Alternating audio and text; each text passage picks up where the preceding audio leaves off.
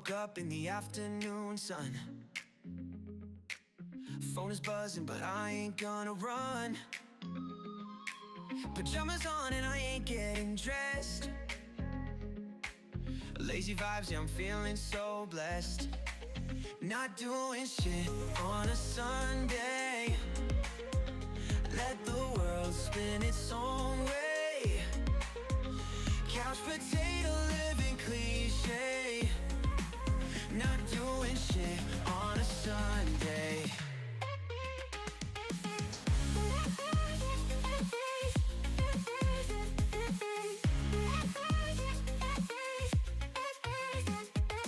Breakfast is a bowl of Fruit Loops, streaming shows and surfing YouTube. Phone on silent, email to ignore. Hit the snooze button and snooze some more. Not doing shit on a Sunday. Let the world spin its own way. Couch potato living cliche. Not doing shit on a Sunday. The laundry can't wait, dishes too. This day is mine and it's overdue. Got a snack stash next to my chair. Living life like I just don't care.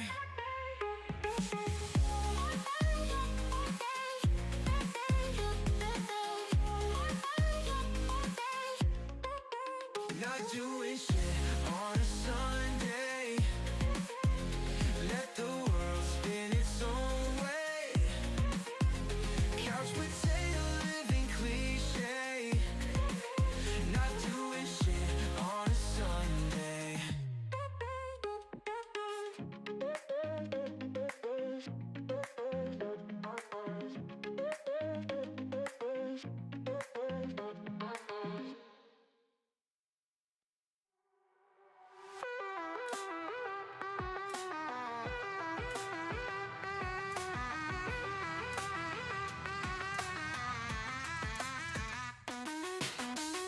Static hums, a neon buzz. Fingers tap just because. The ceiling fan is spinning slow. Where do thoughts even go? Blah, blah, blah. The words all blur. Another line, a muffled purr. This melody, a wobbly thing, doesn't fly, doesn't sing.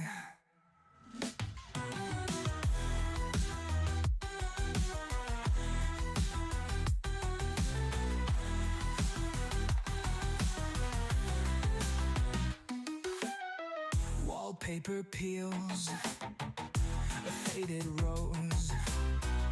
Another thought nobody knows. The kettle's whistling, sharp and shrill. Probably nothing standing still.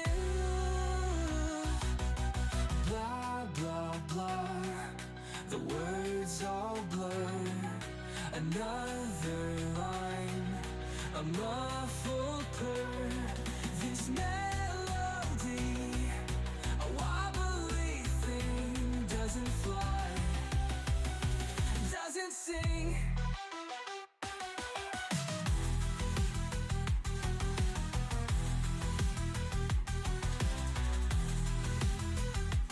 Doesn't say. Brick wall staring, blank and white. Nowhere to run, nowhere to hide. Just echoing silence, a hollow sound, going in circles, round and round.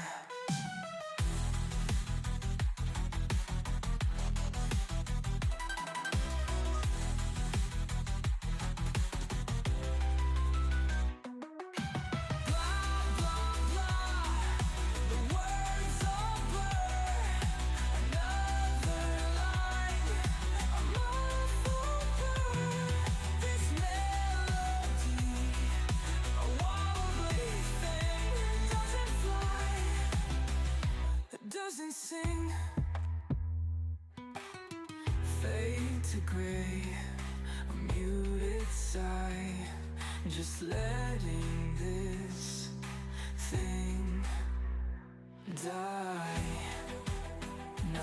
to say, it seems. Lost inside these pointless dreams. Pointless dreams.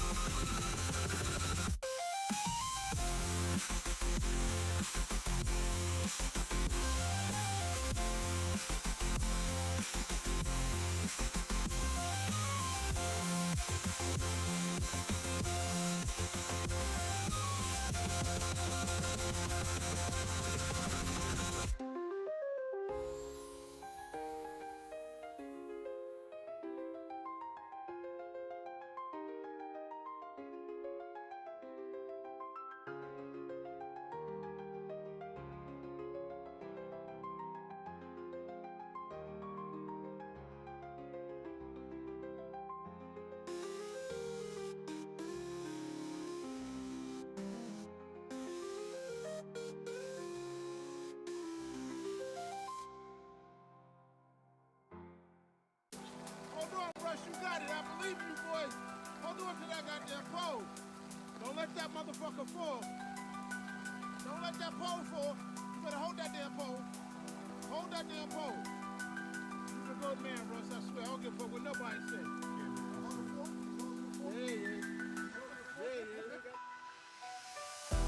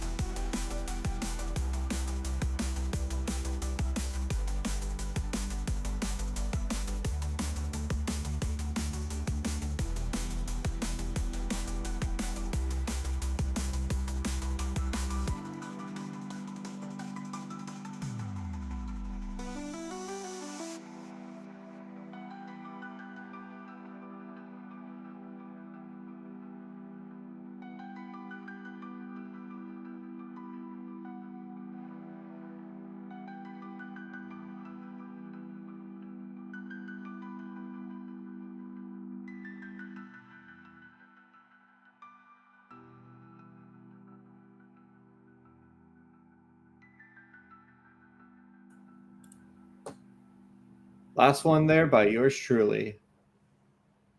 Welcome, guys, to the first podcast for our. Um, welcome to the first podcast for our channel. My name's DemonCuddy, but you guys can call me Kelvin. And this is my good friend Cole. Would you like to introduce yourself? Hey, what's going on, guys? My name is Cole, and yeah, we're here to talk about movies, video games, TV shows, and this week we're gonna be talking about the Oscars that are coming up this Sunday. Yes, sir. We're both incredibly excited. We sat down and watched pretty much every nomination except for like one or two outliers. But we have some thoughts, and yeah, we're just gonna kick this right off. Starting with Honora. Now, this one kind of took me by surprise. I had very low expectations for this movie. I didn't know anything about it going into it, and I was decently surprised. Yeah, I love this movie. Like you as well, I went into it completely blind. We were in Discord one night, and someone decided. Well, we were watching all the Oscar nominees and everything, and you guys put this one on because of the wheel spun on it, right? Yeah, the wheel spun. We so to decide what Oscar movie we were watching, we just put a whole bunch of fucking nominations on a list and just spun a wheel. Yeah, whenever we ended up watching this one, and yeah, I wasn't completely sold on it in the beginning. It wasn't until the probably my favorite trio in a movie in a while came on screen, and that's like the three Russian mobsters that are with Nora during like the mid portion of the movie. I thought like their chemistry with Mikey Madison was great. Like it was very funny to watch, but like distressing at the same time. Oh, speaking of Mikey Madison, she is up for Best Actress. How do you think she stacks up against some of the other nominees? I completely forgot to brush up on the Best Actress category, but that being said, from her performance in that movie, I think she did a really good job. Yeah, let me give me 2 seconds. Let them know what else happened in the movie, Kelvin. You're good. You're good. You're good. You're good. Yeah. So Nora is essentially the story of the titular character Nora. She is a what's the word? A more pleasant word to describe. She's an exotic dancer, and she meets a young Russian man who turns out to be an oligarch, and they end up having a whirlwind romance. But I promise you that this movie is not explicitly a romance movie. It is more of a comedic drama than anything. I was not expecting to laugh as much as I actually did. I had a blast with this movie. So yeah, looking at the list of Best Actress, we'll go over the other nominees eventually once we get to those movies. But I do think she did an amazing job in the movie. But looking at the list of nominees, I think I would have to give it to another person that we'll be talking about in a little bit. That's perfectly fair. Yeah, there's another person I think deserves it as well. Any final thoughts about Honora? Closing thoughts. The plot was. I feel like the plot wasn't the main point of the movie. It was the characters, and that's it's like the character-driven movie is always great to see, especially whenever you like those characters have great chemistry with each other, because that just makes it so much more fun to see. So yeah, I enjoyed Honora, and though I wouldn't choose it for Best Picture winner this year, I definitely think it definitely was a great movie. I'll be watching it again at some point. Oh, I'll absolutely be watching this one again. As you talked about, Cole, I loved the chemistry between Mikey Madison and the three goons that you meet later on. Yeah, they're awesome together. There's like that 5-minute screaming match that happens in that that house. Yeah, the screaming match, and then there's parts where they're arguing about parking and over walking, and yeah, it's insane. It's awesome. It's fucking cool outside. Yeah, it's really 5-minute walk. It's like, no, I'm not looking for more parking. I'm not looking for more parking. We're gonna walk. Yeah, I definitely liked Nora for sure. Yeah.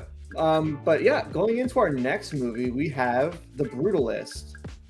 What did you think about this one, Cole? This movie is. I am so ashamed of myself for not seeing this movie on the biggest screen possible.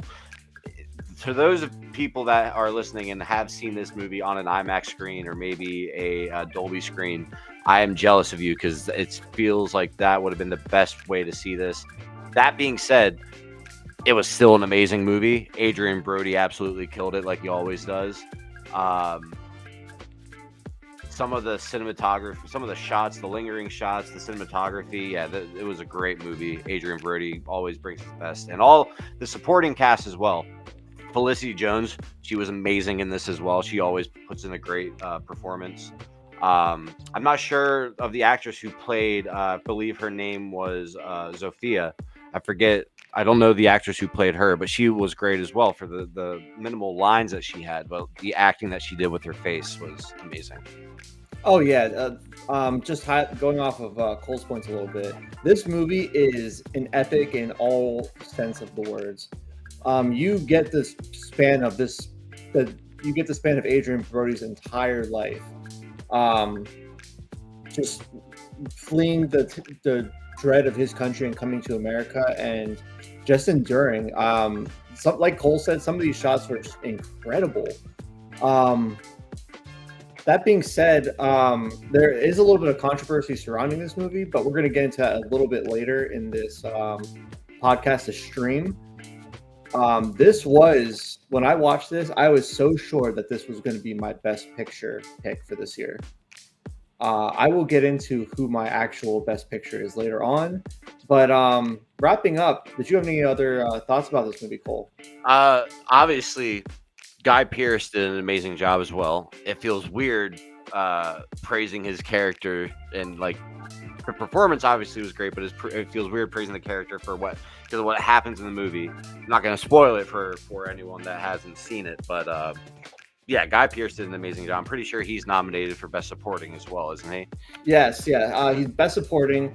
To highlight what Cole said, yeah, there are some very dark moments in this movie. So go into this movie with that in mind. This highlights some of the darker aspects of this man's life. So yeah, just be prepared for any sort of subject matter that would entail. But yeah, Guy Pearce did incredible. Just his whole journey with Adrian Brody and who his character was, it was great. Like I said, I thought this was going to be my best picture of this year. But yeah, going on. Next, we'll be talking about A Complete Unknown. Hey man! Hey man! You got doing, man? Hey dude. Bob Dylan. You said before we watched this, you said that you weren't too familiar with Bob Dylan, right? No, I had no idea. I knew his music, but I had no idea who he was as a person, as an artist. Well, that being said, the other night after we watched it, you were trying to figure out the word to describe Bob Dylan as a whole, and you weren't able to figure it out. And then messaged later, but when you messaged later, you said aloof, and that is Bob Dylan to a T. And I think Timothy Chalamet in this, he does an amazing job portraying Bob Dylan. His voice when he's singing, he learned guitar for this as well. It's a great movie directed by James Mangold, who also did Logan and Ford versus Ferrari as well. Loved every minute of it. Yeah, this was I was decently surprised by this one as well. There was another musical that we watched, and I'm sure if you're watching this, you know what movie we're going to be talking about here shortly. But yeah, from the first musical we watched this year, this was a complete 180. This was so refreshing. What's up? I think it's weird I wouldn't consider it a musical. It definitely has music in it, but a musical is a different type of thing entirely, I feel like. I mean, I see where you're coming from. Hey, if we're calling this a musical, that means fucking Dewey Cox is a musical as well. No, I mean that's I guess that's fair. But yeah, Cole's story, man. We got done watching that movie so late at night, and I couldn't think of the word aloof, and it bugged me. And I sat there laying in bed at night, just trying to think of this word. I was like, what is this word I'm trying to think of? And I was brushing my teeth the next morning. I was like, aloof. like mouthful of toothpaste. I had to get on Discord and let him know, like, hey, the word is aloof. Aloof. Aloof. Yeah, I thoroughly enjoyed this movie. Best Picture wise, I think that it's a good pick, but I think that there are several others that are slightly more deserving. Any closing thoughts, Cole? Elle Fanning also did an amazing job as well in this movie. Edward Norton. I don't know if it was just me, but even though he's supposed to be playing Pete Seeger, at some points he just looks like a younger version of John Lithgow, and it's just I could not unsee that at some points. It was really like bugging me, but no, yeah, Edward Norton does an amazing job, and yeah, I love the movie. I love Bob Dylan's music. I make fun of him constantly, but I love Bob Dylan. So yeah, I love the movie. It was great. Oh, dude. Speaking of Bob Dylan and Timothée Chalamet, do you think his performance is worthy of Best Actor for that award? I think he's definitely deserving, but in my opinion, I wouldn't give it to him. I would give it to somebody else. Yep. I know exactly who you're going to give it to, and it's probably the same as mine. We're going to talk about that big snub towards the end of this, but yeah, going into the next one, we have another surprise one. I expected nothing from this one. This is Conclave. I had no idea what to expect with this movie, and I was floored. I thought it was amazing. Yeah, the movie was awesome. I didn't even realize that it was an Oscar movie that was nominated, but sorry, I'm having some microphone issues. Oh, you're okay. I could talk for a bit while you're trying to figure that out. Yeah, so Conclave, Ralph Fiennes killed it. His role in this movie it's very reserved, but you get a full depth of character with his performance. Okay, I got it working. Yeah, I can hear you. You're good. Right. But yeah, it's just Ralph Fiennes. He killed it in this role, and the movie is shot so beautifully. They remade the Sistine Chapel from scratch for a set, and it was unbelievable. I thought they were actually filming the Sistine Chapel. I wanted to lead with this, but speaking of John Lithgow, but no. Yeah, John Lithgow is in this movie, and no, seriously. Speaking of John Lithgow, always putting in a great performance. Like you can never go wrong with him. Stanley Tucci as well. Everybody in this movie was firing on all cylinders, and I love when it's this kind of movie when dealing with this type of subject matter. Whenever you do this kind of movie, you have to bring your A game, because otherwise the point of the movie is going to be lost because of something bad that happened during production, or like not even a bad performance would bring it down. But I don't know, this movie was amazing and completely caught me off guard. Definitely loved it. Yeah, the movie had a grip on me the entire time. I was fully engaged. Yeah, I could see why people pick this for Best Picture noms, but yeah, it's yet again not my personal, but I love this. This was an awesome movie. Any final closing thoughts on this before we move on? Nothing I can say. All right. Next up is, this was probably the first one that first nomination that we saw. We didn't watch it together. Dune 2. Yeah. Way back when. Way back when. But I've watched it several times since, and it is still just as good. Yeah, I think the last time I've seen it, maybe 2 months ago, I might have watched it. But that being said, absolutely love it. It's weird talking about, whenever you talk about a sequel as a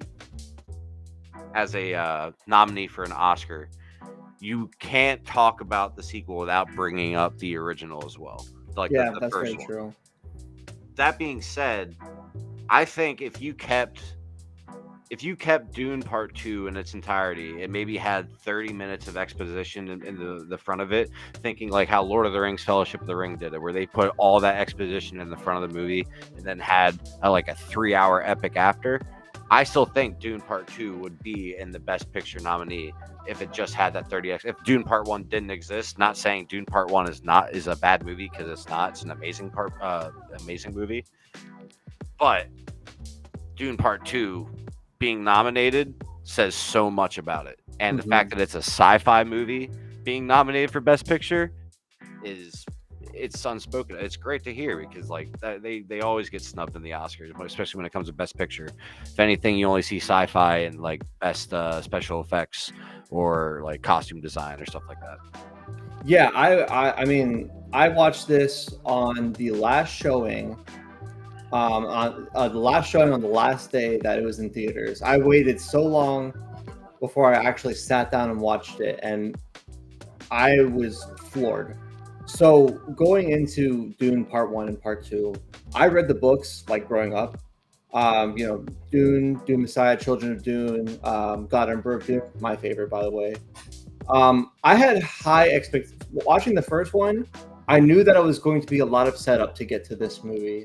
And I just told myself, and pretty sure I told you, Cole, and I told pretty much everybody when the first one came out, that the first one was a lot of setup, but if they can stick the landing with the second part, they might have like the new like science fiction like series. Magnum opus.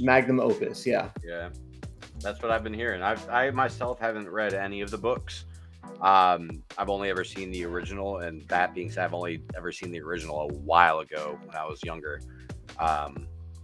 But on another note, shouts out to Timothée Chalamet for being in 2 movies that are nominated for Best Picture this year. Oh yeah, it's like almost like a trend or something. That's crazy. Yeah, his performance as Paul Atreides is insane. When Dune 1 was first announced, I was like, I'm not feeling this guy as Paul. By the second movie, like when he hits that Lisan Al Gaib, Lisa Al Gaib. As he hits that transition, I'm like, yeah, okay, he is Paul Atreides. I'm like, I can't envision anybody else for this role that comes to mind. He killed it. I think it's a very strong contender for Best Picture. Do you have any final thoughts on this before we move on? Yeah. Also, shouts out to Denis Villeneuve, who's like one of my favorite directors. Like, dude never misses. I'm so excited to see. Though I am excited to see Part 3 or Dune 2, whatever they're gonna be calling it, Dune : something. I'm very. Hey, they might call it something else. That's true. That's true. They could go straight to children, but the show is called A Game of Thrones, but the series is A Song of Ice and Fire. That's very true. You're not wrong. Go ahead. But I am very excited to see what Denny does next. Arrival, Prisoners. What's that one movie with Jake Gyllenhaal where he plays like the same character? Enemy. Yeah, Enemy. That's one of my favorite movies ever. That movie is so weird. It's top 20 for me. Yeah, I'm so excited to see what Denny does next, but obviously very pumped to see him finish off his trilogy. Can't wait to see that whenever that does happen. Of course. So this next pick we're getting into, I want to preface by saying our thoughts are solely on the movie alone and not on a greater existing community. That being said, we've come to Emilia Perez. Now, Cole, you have not watched this one. So I feel conflicted because I set out to watch all of the Oscar nominees this year, but I was unavailable to watch it one night whenever you guys had it on queue to watch. And count yourself lucky. Yes, yeah. From what I heard, I count myself lucky for you guys say it's like one of the worst things you've ever seen. And again, I haven't seen it, but this has been said everywhere. It's not just you guys that I've heard this from. And like a lot of people comparing some of the song numbers and it sounding like it comes from South Park. And whenever you're this movie talking about this subject and you're trying to be serious about it, whenever people are comparing your musical songs in this movie to South Park, which is 100% satirical, you kind of gotta realize you did something wrong. Again, I haven't seen it, so I can't say too much about it. I'll leave that to you, Phil. I myself, so I went into this movie not knowing anything about it, not knowing the bad news that was surrounding it. All I knew was that this movie had 13 or 14 Oscar nominations. That's as many or almost as many as Return of the King had. Yeah. I think that's more than Return of the King had. Return of the King only had 11, I think, and it got 9 or something like that. Yeah, they got 14 total between the three. It's insane. The last musical that got as many nominations or close to as many nominations for like musical as La La Land, which is an infinitely better musical. Infinitely better. I went into this with such high hopes. I'm like, 13 nominations, this is gonna be like the best movie like I probably of the year. And I was solely disappointed about 5 minutes in. So here's the thing, right? And we're gonna get into this controversy here later on, but the one glaring fact is that this movie is a very poor musical. The musical numbers are, you could say, non-traditional is being very generous. It's like not anything at all. Like songs end abruptly. Like it doesn't have a good structure. The pacing is just not great, and the characters just were not gripping. The writing was bad. The one thing I will give this movie, and I watched it with a mutual friend. I mean, he's part of our friend group. His name's Rye. I watched it with Ryan. What he said was like the production was good and the cinematography was not bad. But when everything else is as flawed as it is, how much can that really count for? Yeah. Well, we'll see what happens. But I mean, I feel it sucks to say, but maybe it was nominated as a way of solidarity to, but it doesn't even make sense because apparently that community doesn't even like that. It's hard to say. I probably will be watching it eventually. I don't know. I don't hate that subject matter at all, but if all I've been hearing is it's a bad movie, so hey, I'll give it a shot and maybe I'll let you guys know eventually what I think of it. Yeah. I do want to say to close this out a little bit. I mean, I'm not part of the LGBTQ community. That being said, there is a movie that does trans representation better. If you're looking for a movie with solid trans characters and trans stories being told, I saw the TV Glow is an awesome alternative. I've heard about that movie. I've heard that's really good. Yeah, and if you're looking for better international representation for our Latino community, there's another movie on this list actually got nominated. It's called I'm Still Here. Yes. Fortunately, I have not. I don't think either of us have seen that yet because it's not available on streaming as of Yes. That's actually the next movie we're going to be talking about. But just kind of going into that real quick.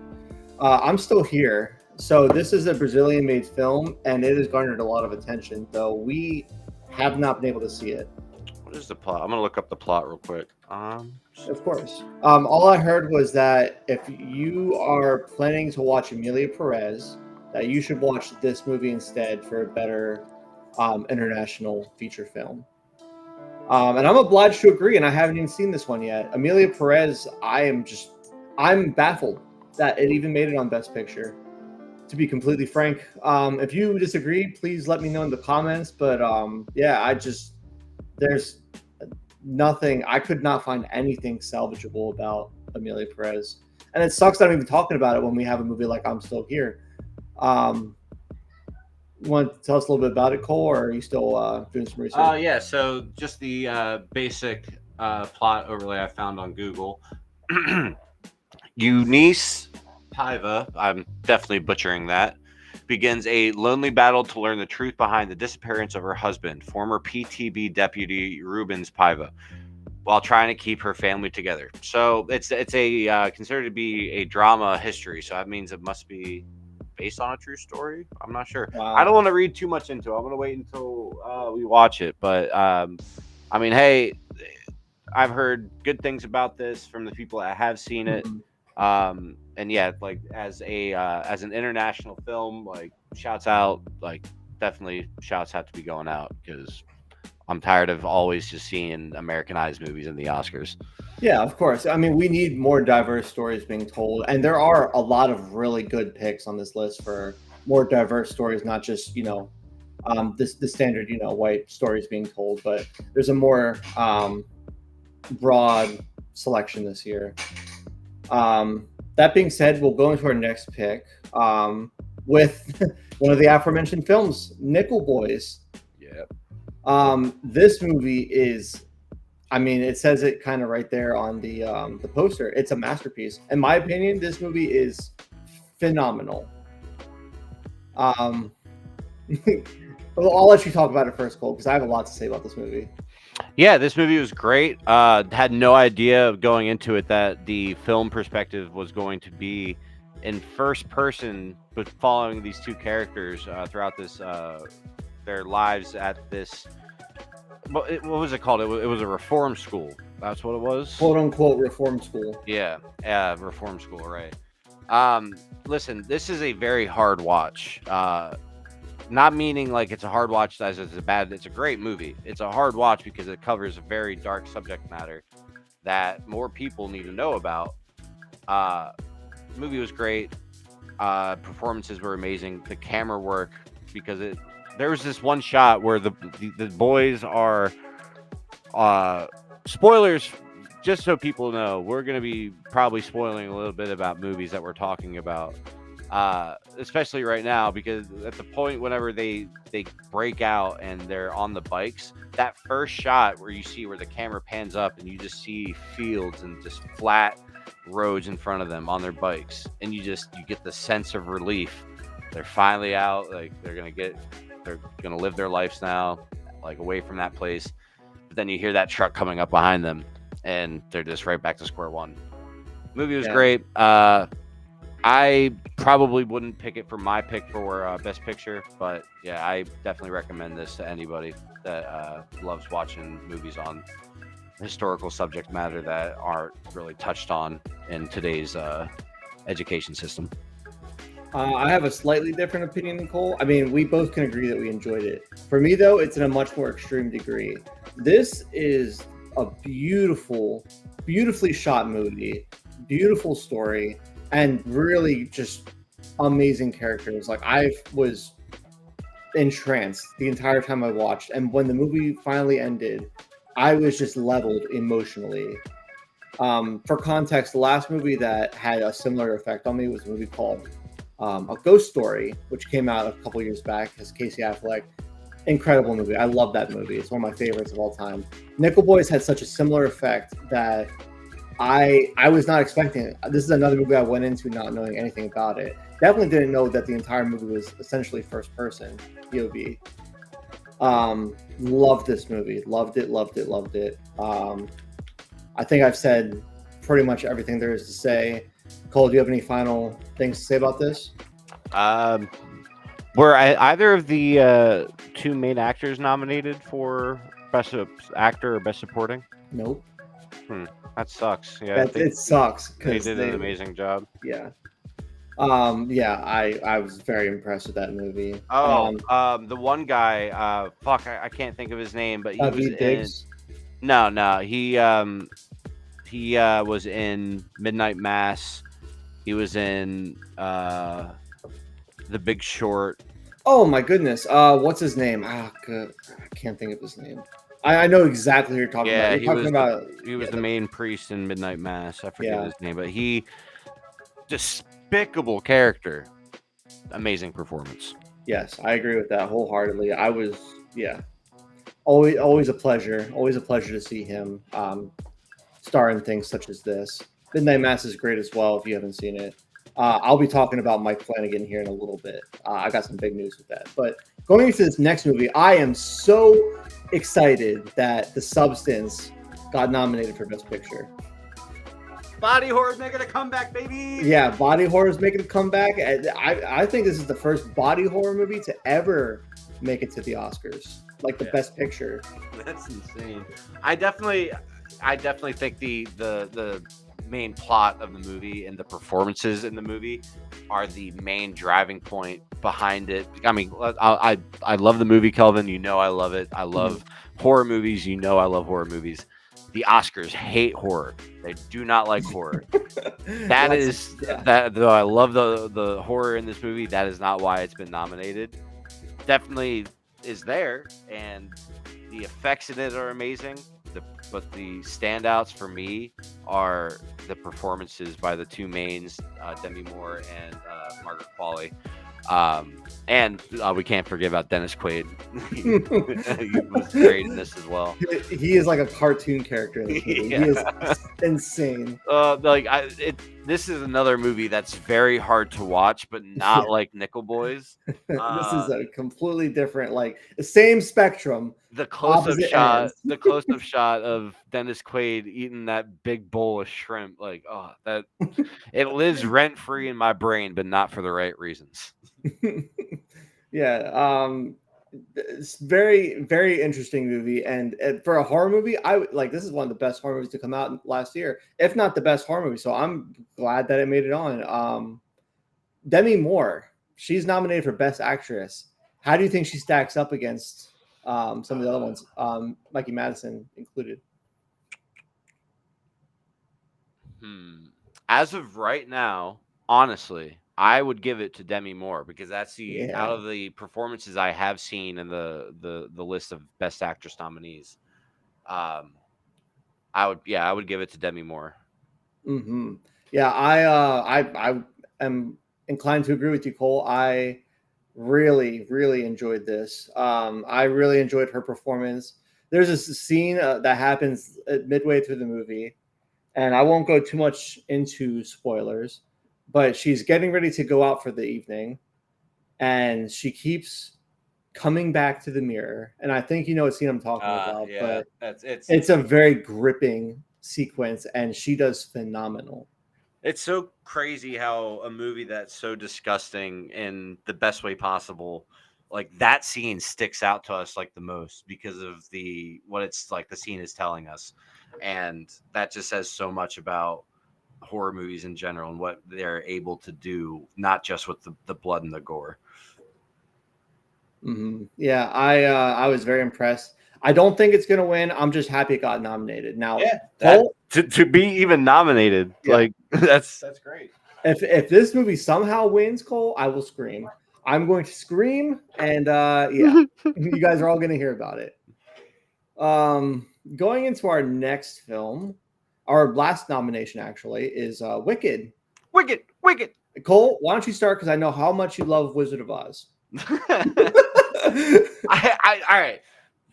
I'm gonna preface. Listen, people. I like the Wizard of Oz. I do not love the Wizard of Oz like some people do.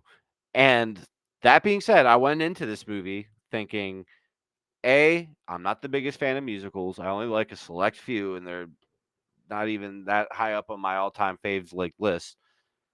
B, again, I like Wizard of Oz. It's not the craziest thing to me. C, I came out of this movie liking it a lot more than what I initially thought I was going to. The main performances, Ariana Grande, I can take her performance, take it or leave it. Cynthia Erivo. She did a great job singing. Obviously, Ariana Grande and her both killed it singing wise, but the acting, Cynthia definitely brought it to the table. But we can't talk about this movie without talking about the man, the myth, the legend, Jeff Goldblum. He was amazing. As soon as he entered the screen, his presence was commanding. I could not take my eyes off the screen. He was literally just playing himself, which is the best thing you can have when you have Jeff Goldblum in a movie. Just let him be himself, and you'll have a great time. Everybody will have a great time. It's Jeff Goldblum. You can't. It's right. I had never seen the musical as well, so the last song definitely. We were watching it, and our one friend Zach joined the channel when we were watching it, and he joined in about halfway through, I think.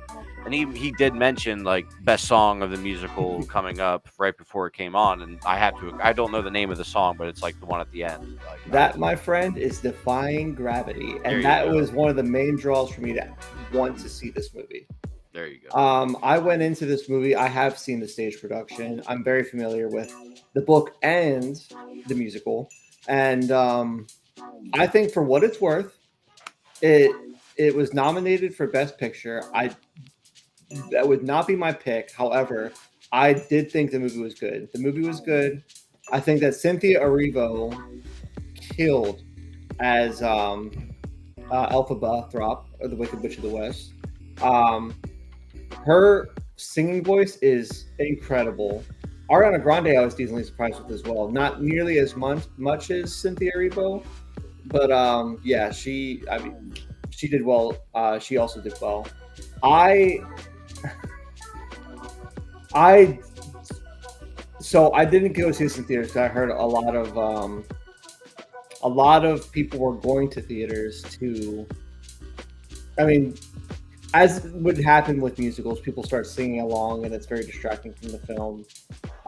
This movie had a huge impact. This movie was selling out seats at theaters. But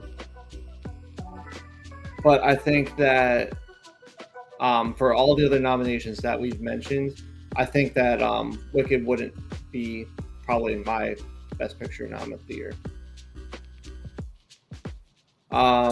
Any closing thoughts on Wicked?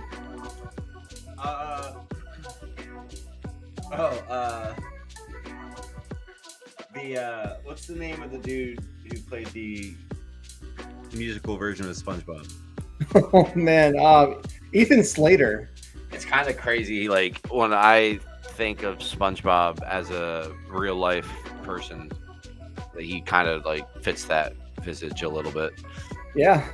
When I think of him, I think it's kind of crazy that he left everything. I wasn't trying to say anything.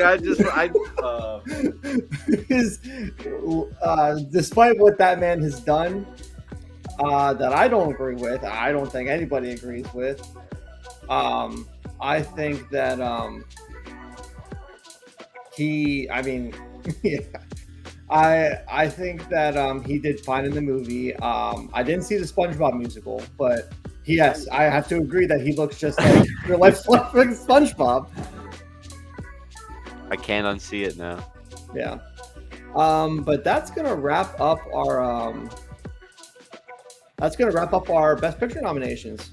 We'll go into who we think deserves to win, but we would be remiss if we did not talk about this year's animated films lineup, because my goodness, that this year is stacked. Animated movies are for everybody, not just for kids. Exactly. I never thought I'd see a year, Cole, where Disney might have the weakest entry this year. Yeah, I mean, in my opinion, Disney's been kind of falling off these past 10 years, but that's just me. Yeah, I mean, that being said, Inside Out 2 was good. We're going to talk about it, but first we have to talk about Flow. Yeah, Flow was... I heard about this movie before we watched it. I've heard that it was... the people that had watched it considered it one of the best animated movies that they've ever seen.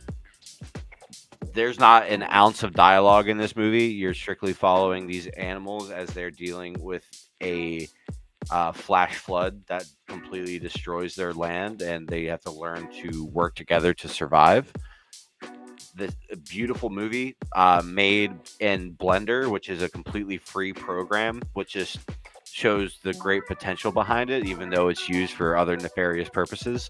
That being said, this was a great movie. I'll have to check out the other movies from this director, because going into this, I was under the assumption this was created by only one guy, animated, written, everything, the whole 9 yards. But I was wrong about that. It was the director. He had another movie where he completely animated, wrote the score, everything was just him that he made. But this one, he did have some help with him on it. But yeah, this movie was great. I love this. I can't wait to watch this again. Yeah, I was very impressed with this movie. I went into this not really knowing too much. I had no idea that it was all animated in Blender. Beautiful movie. The animation style was different. It was unique. Not a line of dialogue, but my goodness, you felt every single emotion that came from that little black cat. Yeah, I was very impressed with this.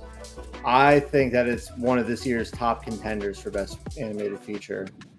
This is another movie I wish I would have seen in theaters. I'm not even sure if it did come out in a lot of theaters around here, but when we were watching Limited it, release, I think. my stream, I don't know if I was having internet issues or what, but it kept on. There were certain moments where it was pixelating, and the art style of the animation, I wouldn't say it's like a 3D water brush, if you know what I'm like saying, like watercolor. Yeah, I think that's pretty accurate. So whenever it pixelates, it makes it look so bad. But I had your stream up and like the stream from I was watching it on. So anytime it went bad on my stream, I could just pull up yours. So I was playing back and forth with that. But even though some parts it didn't look the best, it still looked so good compared to some other animated movies that we've seen in these past years. Oh yeah. I should also mention that in addition to being nominated for Best Animated Feature, it is also nominated for Best International Feature, going against I'm Still Here and Amelia Perez, as well as several others whose names I cannot remember off the top of my head. Yeah, I think this is a strong contender for that as well. This it really took me for surprise, and it was very close to being my best animated feature pick. But yeah, any more closing thoughts, or do you want to head on to the next one? Let's go on to the next one. All right, so the next one we're going to be talking about is Disney's Inside Out 2. I'll let you take this one. I unfortunately have not seen this yet. I love the first one. I really want to watch this one.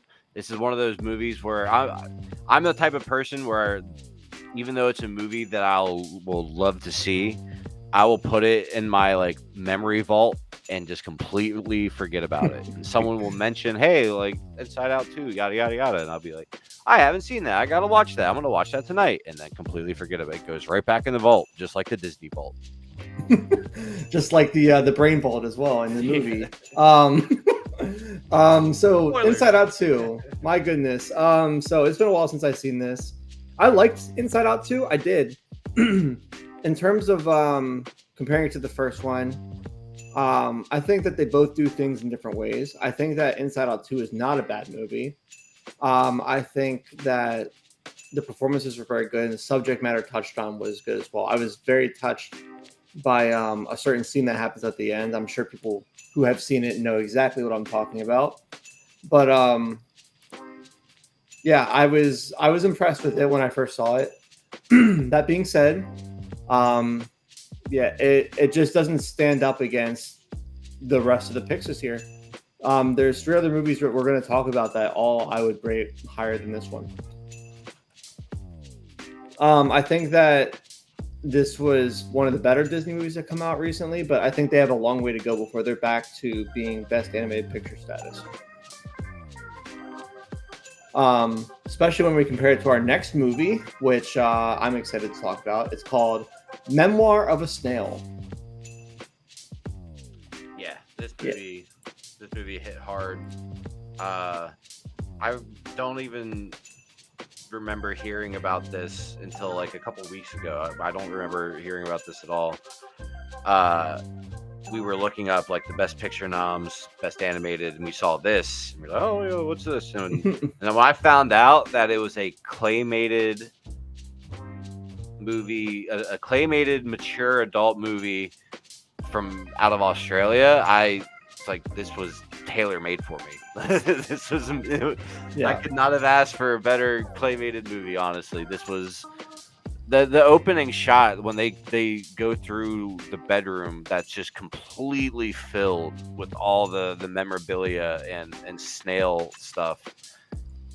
That's all real. Like that's all stuff that they put in there, like someone made out of clay and put in there, and then just for that one shot too. Like they may have used the other parts for scenes in here and there, but yeah, the amount of work that goes into making these types of movies is it's a testament of its own. But then when you add a great story, a great voice acting performance, great music, like that just adds so much more to it. And yeah, this movie was great.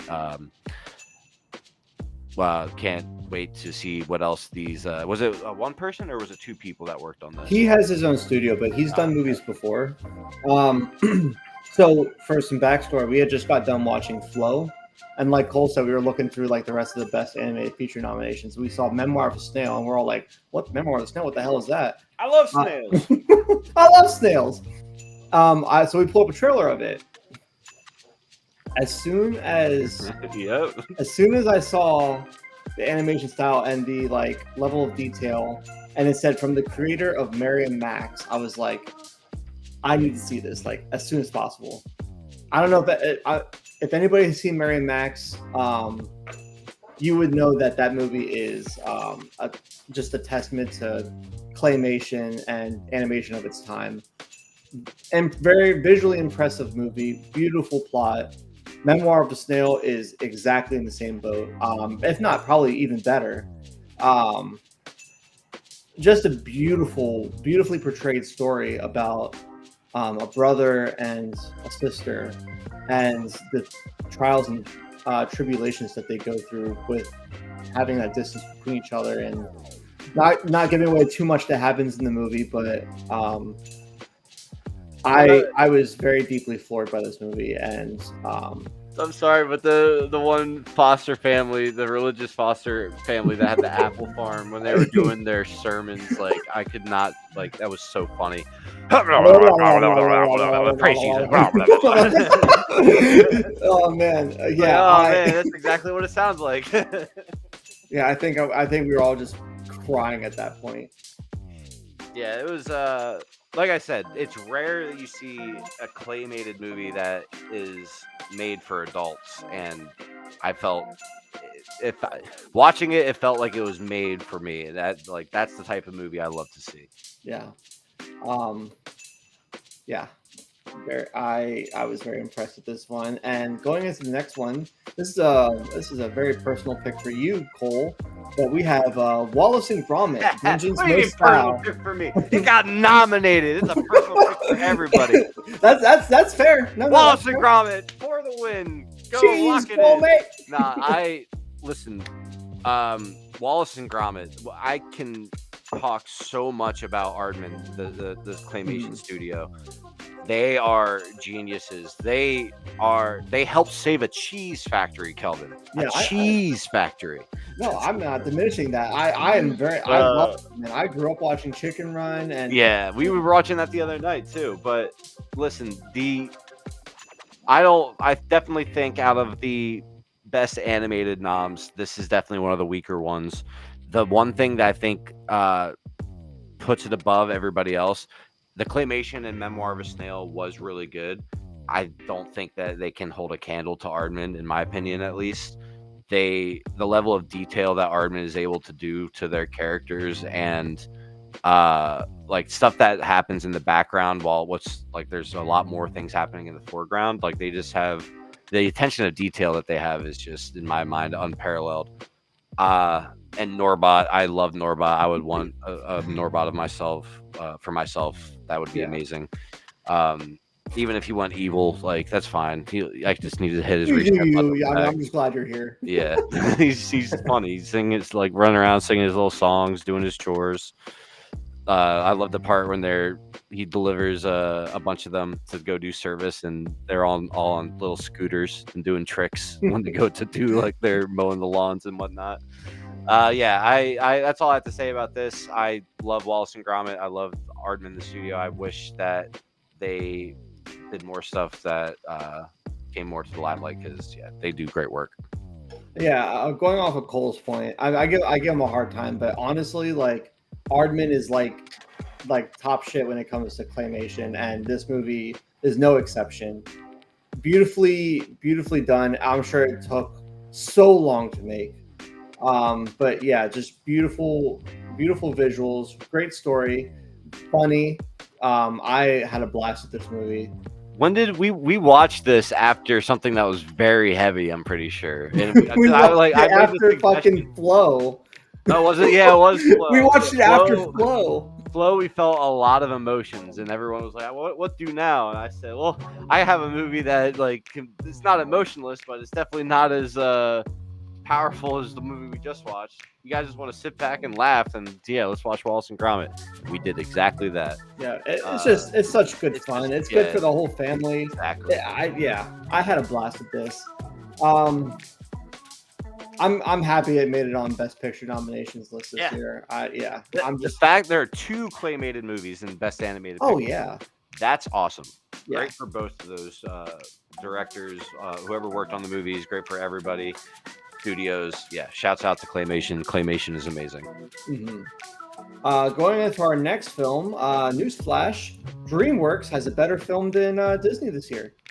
Yes, and this is another movie that I still have not seen. Oh, you haven't seen this? No, Oh, I man. was meaning to watch this last night, but I was putting my new TV stand / vivarium stand together, and that took way too long. But yeah, I have heard nothing but good things about this. Obviously, can't say too much on it other than Lupita Nyong'o is in it, and I always love stuff that she's in. She's a great actress. I can't imagine what kind of a performance she does in this. Yeah, I mean, I remember when the first trailer for this came out, the trailer brought me to tears, and that's kind of crazy that a trailer can do that. And we were talking the other night how I think the era of a good movie trailer is dead, but every once in a while we do get something that's great, and that's the trailer for this one was one of them. So I went into this movie not seeing a trailer. I had no idea what this movie is about. Going a little bit personal here, I got 2 kids. And they really wanted to see this movie. And I'm not going to lie, Cole, I cried several times throughout this movie. This is a beautiful movie. It's very emotional, but heartwarming. Just a heartwarming movie. Heartwarming characters. Pedro Pascal is awesome, as well as Lupita. Oh, he's in it. Nice. Yeah, Pedro Pascal's in it. He's a fox. He's very foxy, and it's just, I mean, everybody does great. DreamWorks, I think, is on track to perhaps surpass Pixar in the future. Hey man, I've been repping DreamWorks ever since How to Train Your Dragon, the first one. They had some misses for a while, but I think they finally got their stuff together. I mean, Puss in Boots: The Last Wish came out last year, or the year before that? I think it was 2 years ago. Yeah, it doesn't seem like that. I mean, I've watched that movie several times since its release, and I mean, that movie was incredible when it came out. I think that DreamWorks finally has a handle, and I think going forward they could really, really do some big things coming up. But that being said, we're gonna watch Wild Robot here soon, Cole. Believe you me, we're watching this movie soon. Yeah, I gotta watch it. All right. Well, that brings us to our picks for Best Picture. Cole, who do you think deserves Best Picture? All right. I put some decent thought into this. Yes. Wait, are we going to talk about the snubs later, or are we talking? We're talking about it immediately after this. Okay. Because we're both wanting to talk about the same one. Yeah. All right. I am going to give it to. I'm gonna have to give it to The Brutalist. The Brutalist, I think, like you said, it was an epic. I mean, it 3.5 hours long, just about. Oh, as an intermission, like an actual runtime is Return of the King. Yeah, it's got an intermission. It's insane. And it's about these are the types of stories I love to see about people that actually existed. Stories that I probably never would have heard about otherwise had I not seen this movie. And yeah, Adrian Brody killed it. Absolutely killed it. He was great in this. Guy Pearce, an amazing performance. You guys were calling him Diet Brad Pitt, and I got offended. He's not. He's Guy Pearce. Guy Pearce is so much better than Brad Pitt. Brad Pitt sucks. You attacked me when we said that. I got Yeah, scared. I won't get into it too much on this podcast, at least. But I mean, those who know, to those who don't know, look up Brad Pitt and what he does to his family, and you'll see why I don't like Brad Pitt. No, and it's fair. hard because I love so much of his older movies, but then it's hard to watch them now, knowing all that stuff. That being said, I'm talking about The Brutalist now. Guy Pearce, he was amazing in it. Adrian Brody, amazing. Felicity Jones, amazing. Cinematography, everything about this movie. The music, oh my God, Kelvin, the music in this movie. Yeah. I can't say too much more than that. I really hope this movie wins. If it doesn't, I definitely understand it going to any of the other movies. Par one. But yeah, what is your pick? All right, so my pick. I too put a lot of thought into this, and I know I was kind of giving like hints here and there about what it could be when we got to Brutalist. But honestly, my pick this year is it could only be one movie. It has to be Emilia Perez, right? Yeah. No.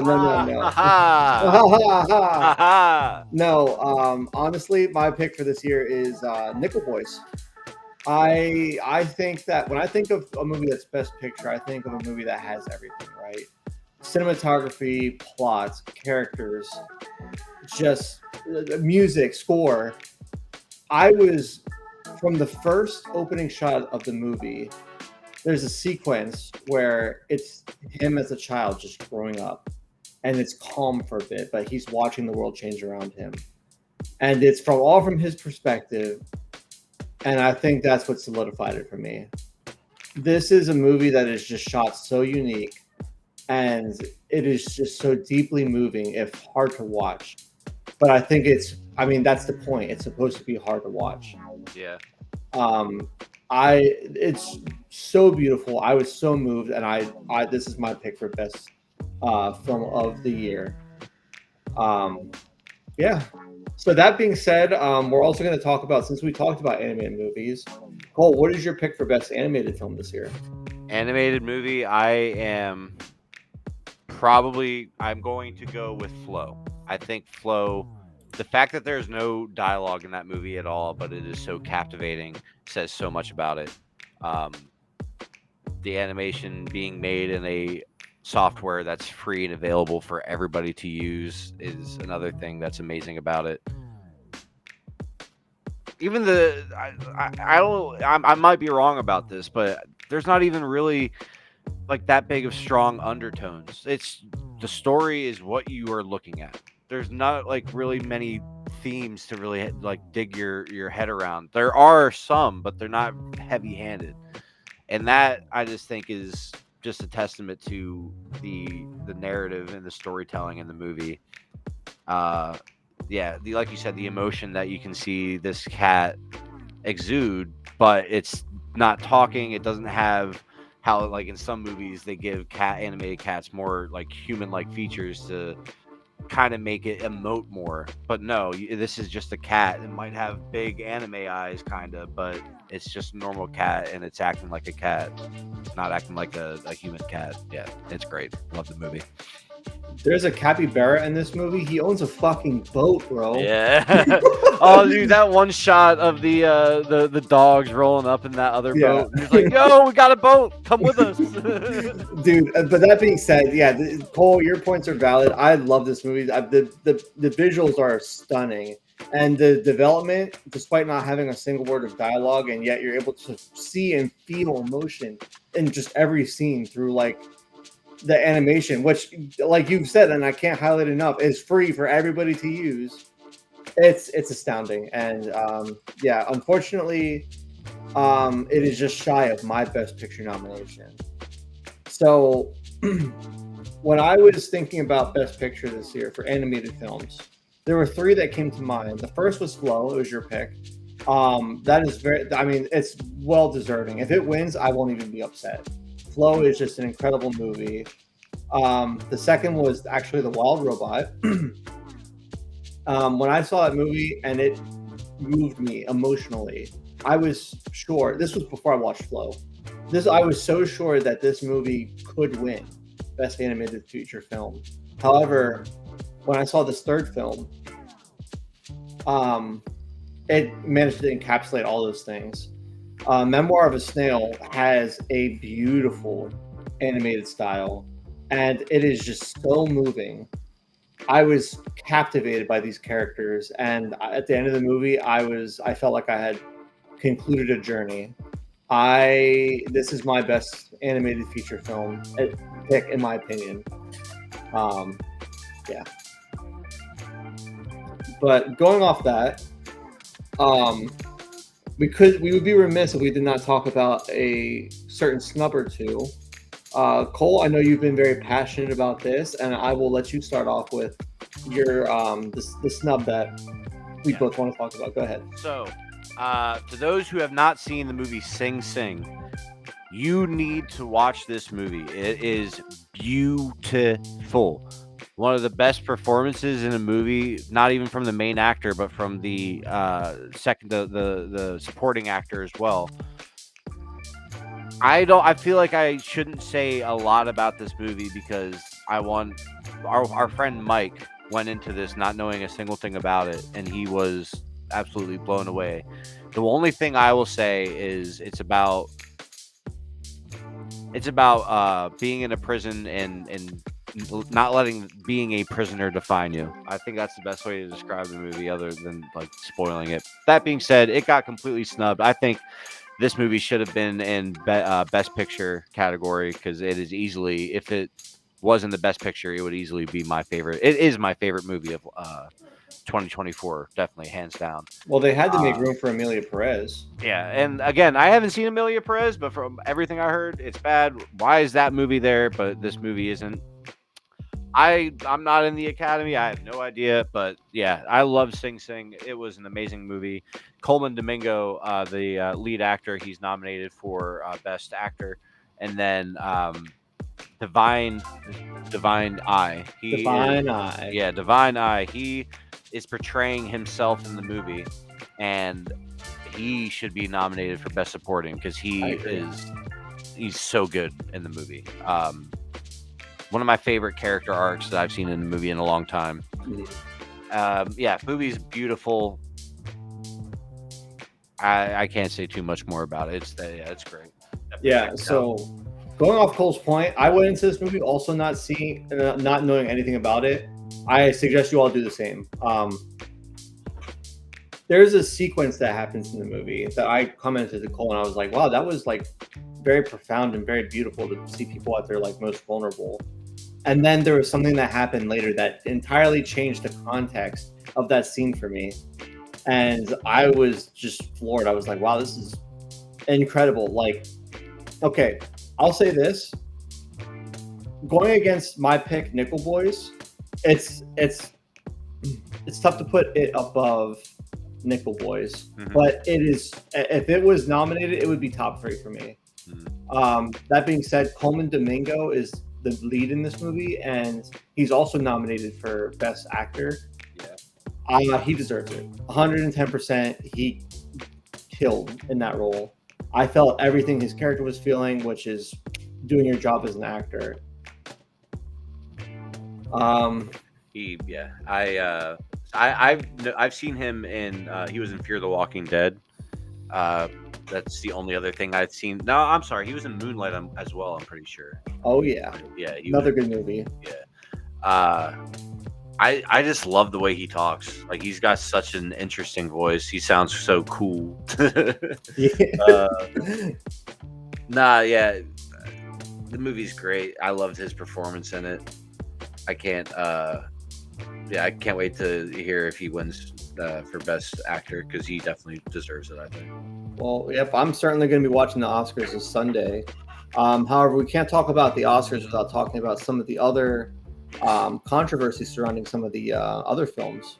So going into that, I wanted to first talk about The Brutalist is under a little bit of fire this year. Some people are even dubbing the movie a disgrace. If you can even believe that. Yeah. So they ended up using AI for certain things in the movie. Oh, wow. I didn't even know that. Exactly. That's exactly what I said, Cole. If you had no idea the AI was used for this movie, you would never be able to tell. You know what it was used for? Yeah. So So the main character in the film is he's an architect that his main style is brutalism. Yeah. But when they show off designs that he's done in the past, those are AI generated. So okay. When did he pass away? Does that family still have access to the original photos, or were the original photos actually destroyed and they just fabricated that part of the story? So, okay, we're gonna pause this for a quick second. So, Cole, I'm very sorry to inform you that The Brutalist is not based on a true story. Oh wow, really? Yeah. I feel like an idiot now. No, you're good. I mean, it is it's just a testament to this movie and how compelling this character is, and how real everything felt. To where, like, I mean, yeah. No. I mean, hey, like that just goes to show how amazing this movie is. Even disregarding, even when you incorporate AI into it, like that's just a testament to how beautifully made this movie is. Like, you get wrapped up in these characters to where you start believing that they're real people and they're going through real strife and real troubles. Very compelling story arcs, very profound movie.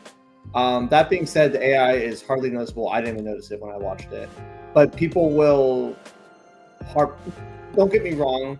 As somebody who uses AI for my music, I'm plugging my channel a little bit here. As somebody who uses AI for like singing voices, I think that it can be a useful tool to accomplish things that are outside the realm of your possibility. That being said, like it shouldn't be overdone either. Like you shouldn't rely solely on it. There should be a blend of it. I think that The Brutalist, for them using AI, I think it was used tactfully.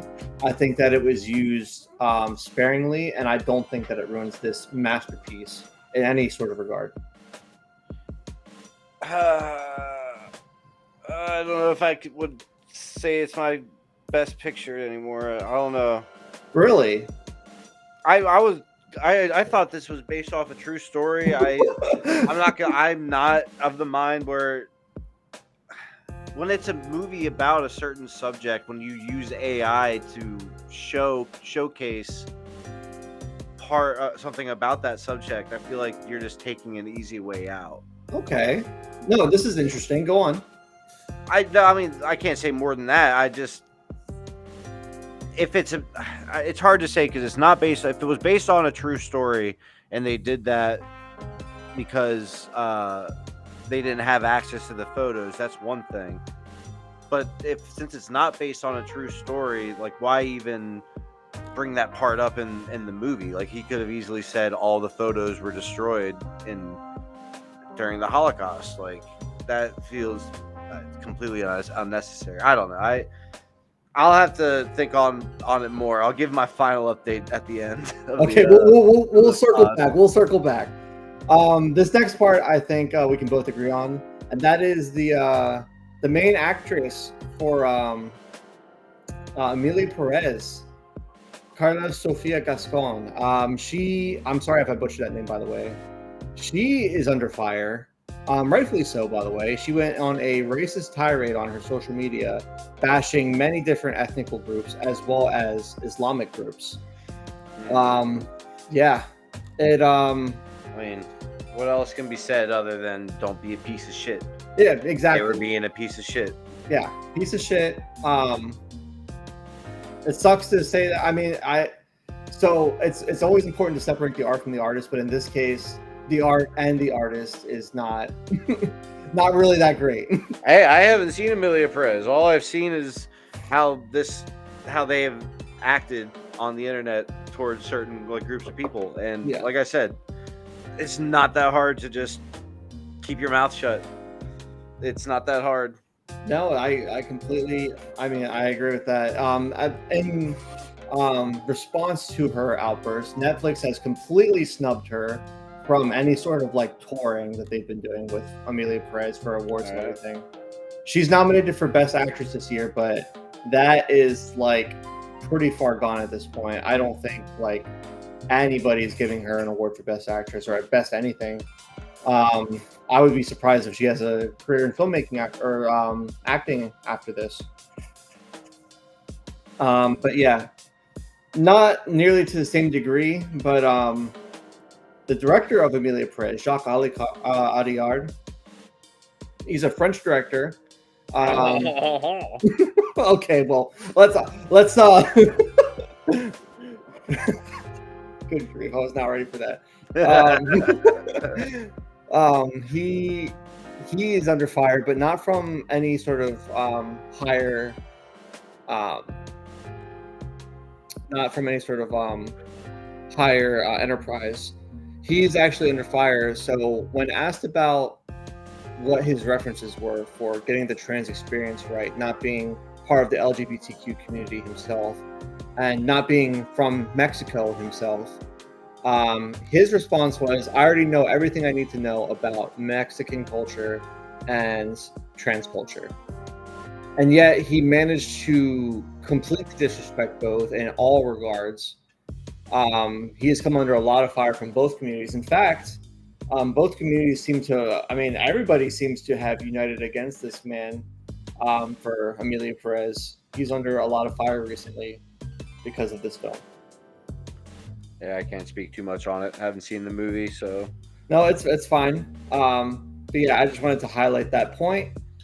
So this next section we're going to be talking about is general things that we're excited for coming up. Most of them are movies, but in the future we can talk about movies, games, books, music, anything we're really excited for coming up. I'll be talking about some games too.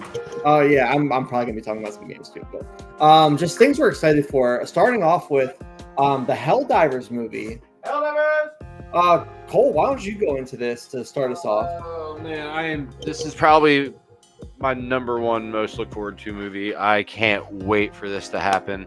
For those who don't know what Helldivers is a video game that came out. The original one came out, oh god, I feel like back in 2016, maybe 2018. That sounds right.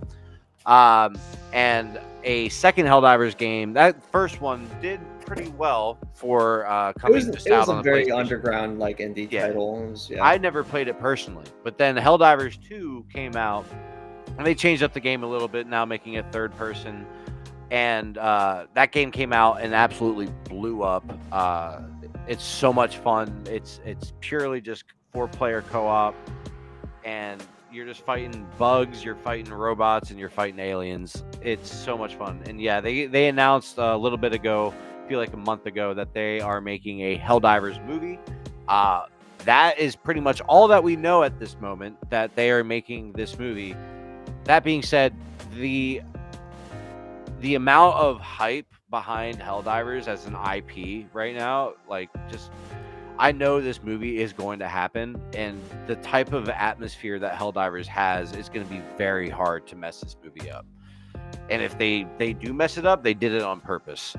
They did it on purpose. Yeah, seriously. There is one person, there's this writer who is an avid gamer. He appears on a bunch of different podcasts. His name is Gary Whitta. He's worked on a lot of different movies in Hollywood, Rogue One being one of them, but I'm not sure if his original work on Rogue One ended up being used. He is one of the biggest Helldivers fans that I know. I don't know him personally, but he talks, any podcast I've heard him on, he loves this game. He's level 150, maxed out on samples. Yeah, he loves the game. And like I said, he's a writer in Hollywood. Get this man in the writer room. He is the key to making this movie the best thing that could happen. The best possible outcome for the movie that it could be. I can't wait for this. I feel, if anything, we might see this 2026, maybe 27 at the latest. Some hopes. I hope that someone mentioned this, I think it was on a Reddit thread or something. They should just get a bunch of A-list actors, have them all in the promotional material for the movie before it comes out, and then have all of those A-list actors die in the movies, and have new Hellpods come down with the new Helldivers, and just have those be the main people of the movie. Also, a hope There was in the game Helldivers. There's a battle called at a planet called Malevolent Creek.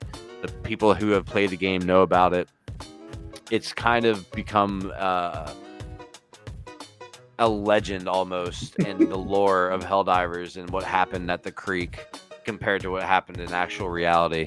I hope the movie touches on the creek. If anything, not even that. I hope the movie focuses on what us as the players have done, because the best thing about Helldivers is the narrative that's crafted by us, the players.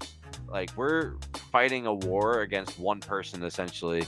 His name is Joel, and he essentially is the dungeon master for the war that's happening in Helldivers at the studio Arrowhead.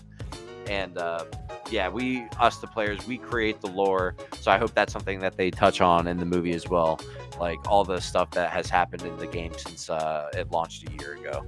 Speaking of which, yeah, shouts out to Helldivers 2. It launched a year ago. I think it was January 11th or something was the it might have been February 11th was the 1 year launch and anniversary. And yeah, shouts out to Helldivers. Can't wait to see what else that game brings, and the movie. Very excited for that.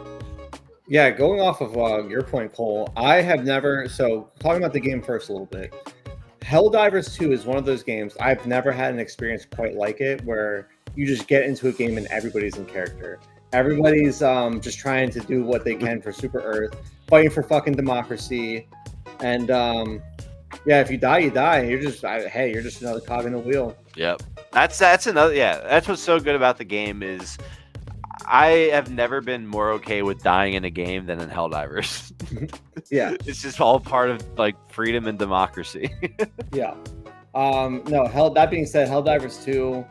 I think with anything that gets an adaptation, trajectory is very important, and I think that Helldivers 2 has that trajectory to carry on into 2026, 2027. The game will still be popular, and then in turn, the movie is going to blow up. Yep. Very high hopes for this film.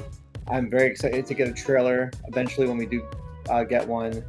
That being said, the next film we're going to talk about is another highly anticipated movie that is coming out this year.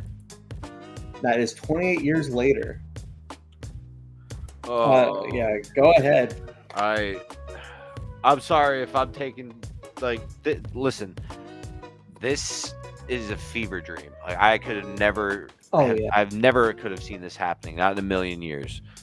28 Days Later, the original, is such a unique movie when you realize that the original director and writer, Alex Garland and Danny Boyle, they essentially they had a set budget, and they were told, listen, you can get these cameras over here that are really nice cameras. Your movie's gonna look really nice, but it's gonna put you back a lot on your budget. Or I'm just TLDR this situation. It's okay. Or you can have these cameras over here. They're a lot cheaper. They don't look as great. The film doesn't look as great, but you're gonna have a lot of money left over. Those bastards took the cheap cameras and then shut down London for a whole day so they could make it look like everybody was gone, which was genius, Kelvin. Yeah. That was so good. And the fact that both of those people, the original director and writer, are coming back for this sequel, the third movie in this series, makes me so effing excited for this. I can't wait for this to come out. And when is it coming out? In June? Yeah, June 20th. Yeah, can't wait. It's gonna be amazing. So going on 28 Days Later, I would go as far as to say it's one of the best horror films ever. Yeah. Anything I could say about the movie would not do it justice. I think that going into 28 Years Later, you should, if you haven't seen 28 Days Later, you should absolutely go watch it. Oh, 100%. And then check out the sequel, 28 Weeks Later. Yeah, I do like 28 Weeks Later as well. Oh, I mean, it's not, I will admit, it's not as good as 28 Days Later, but, I mean, you might as well check it out. It's still pretty good, I think. No, you're right, Cole. The opening is great. Yeah, yeah. But yeah, I'm very high hopes for 28 Years Later.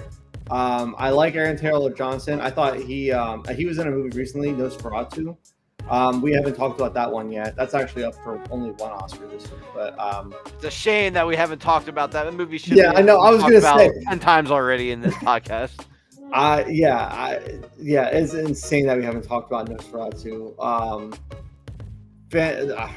Talking about Nosferatu real quick. Sorry. Another day. Another day. We'll save it for another day. We'll save it for another podcast. Lots of thoughts on that. Aaron Taylor Johnson has my full faith going into this. Ralph Fiennes coming off of Conclave, huge expectations, and Jodie Comer as well. She was in The Last Duel. Yeah, she was the main lead actress in that. She was also in the movie. That movie with Tom Hardy and God. It was like about is it called The Bike Riders or The Bike Gang or something? I forget. I heard that movie's good. I haven't seen it, but I heard that she's really good in it. And I do like the performances that she puts in. Very excited for this. And Cillian Murphy is also attached. He might show up in the movies like acting, but he is attached as the producer. So technically you have 3 original people from the original movie coming back to helm this new one. And that just gives me so much hope that this is going to be a great sequel to an amazing series that I can't believe we haven't gotten more movies from. I completely agree with that. Going on to our next topic, we have Jurassic World Rebirth. Yeah. So, all right. I am of the mind that there's only one, in my opinion, there's only one good Jurassic Park / World movie. And that's the first one. Yeah, I agree with that. 100%. But I do enjoy the hell out of watching some dinosaurs fuck some shit up. And that's fair. Yeah. And what makes me so excited about this is the director Gareth Edwards, who we know from directing 2014 Godzilla. Yeah. He did Star Wars Rogue One. Mm-hmm. Or I guess it was Rogue One, A Star Wars Story, whatever it was. Yeah. I love Gareth Edwards. He is a great director, and I can't wait to see the one thing that he does so well is size, showing the size of something in a movie. Mm-hmm. And ergo, in 2014 Godzilla, anytime those monsters were on screen, you felt the size of them, which I think was kind of lost in the later Godzilla movies. I think in that first one, you really felt how big those things were. So I'm excited to see what he can do with the Jurassic Park franchise. Honestly, he can't do any wrong in my mind. Like, if anything, we might just get another bad Jurassic Park movie, and that's okay because we'll just get more dinosaurs killing people. That's just fun to see. And you have to look at it in the same way as you do with the new like Godzilla movies or the new like Godzilla, King Kong, what have you, where you don't go into it for like any exceptional like storytelling. You don't go into it for the characters even. You go in to see big monsters that are way bigger than you punch another big monster in the face. Yeah, big monster. You go into it wanting to see things that are bigger than you fuck shit up. Yeah, I'm probably gonna wait to see this after it comes out. Maybe on streaming. I don't know. I might try to go see it in theaters.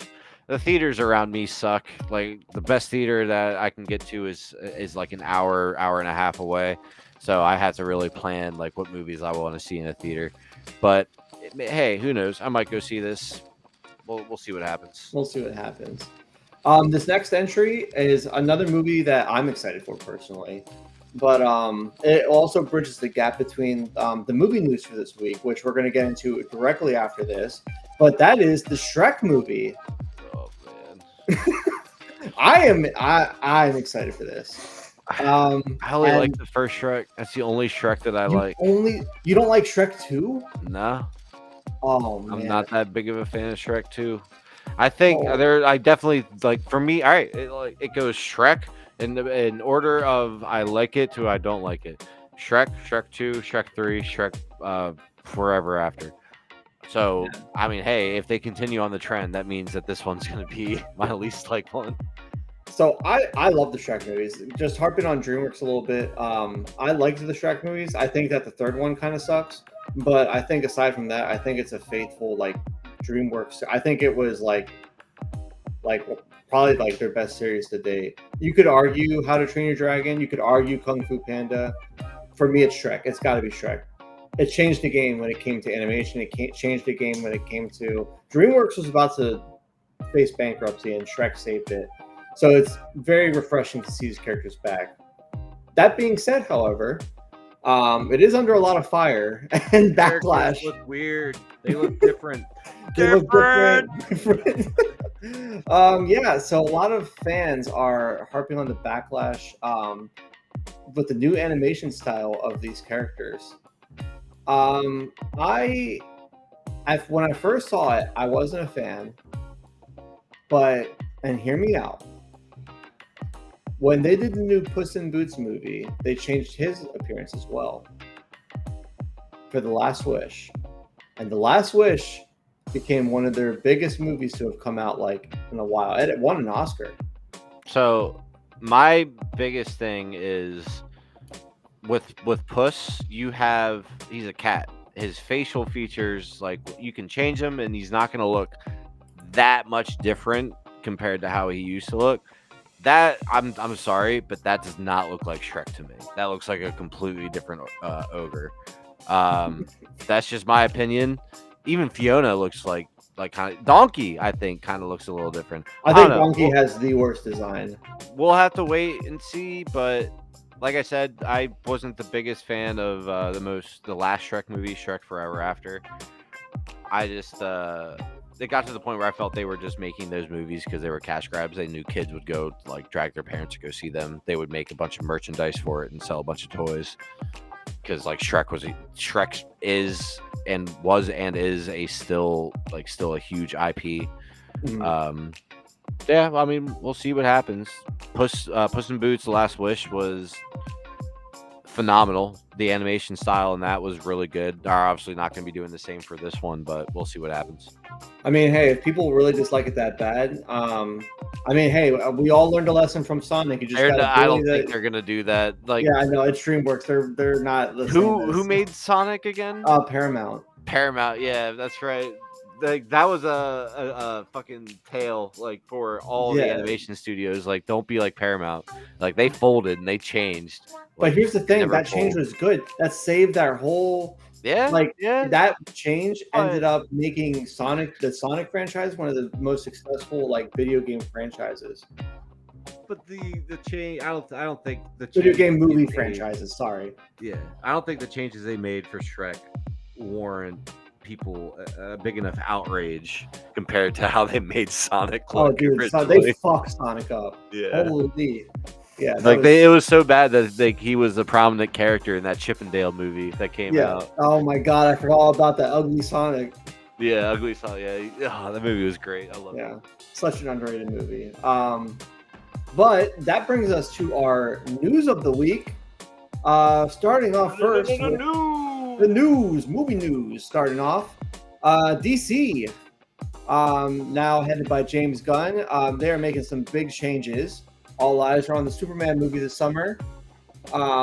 This could be their chance to surpass Marvel. If this Superman movie does well, they might have a chance. DC might be the next face of superhero movies from Marvel's track record. We're going to be talking about Marvel here very shortly. But they announced this week that they're accelerating the process for some movies. They're going at the speed of Flash. They're working on putting out a Supergirl movie within the next either end of this year or beginning of next year.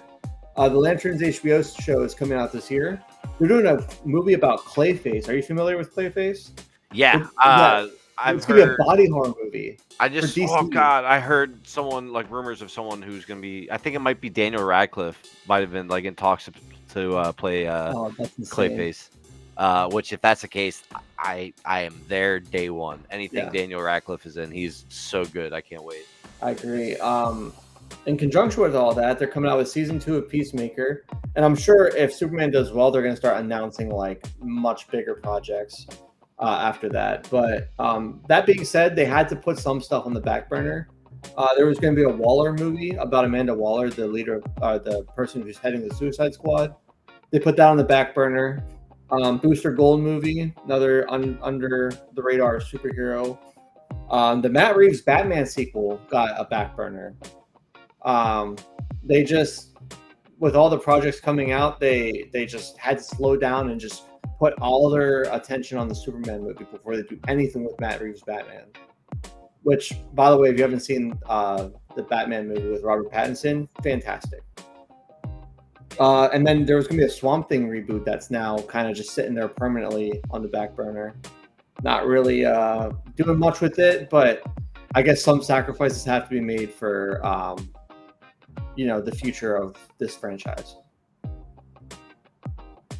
My biggest hope, like you said, it all rides on Superman being successful. Yeah.